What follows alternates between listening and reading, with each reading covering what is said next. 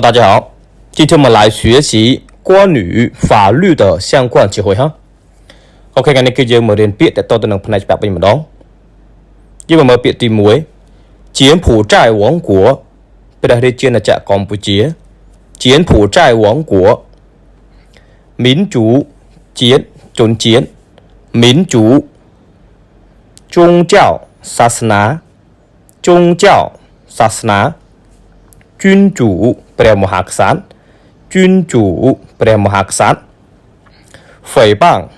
បរិហាកេរ្តិ៍ 诽谤 បរិហាកេរ្តិ៍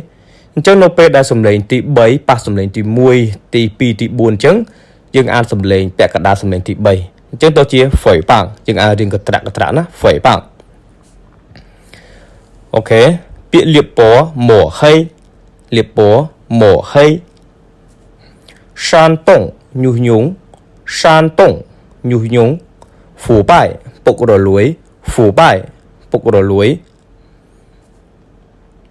贿赂ស៊ីសំណូក贿赂ស៊ីសំណូក挑拨离间ចាក់រុក挑拨离间ចាក់រុកអូខេកាលនេះគឺយើងរៀនប៉ុណ្ណឹង好同学们再见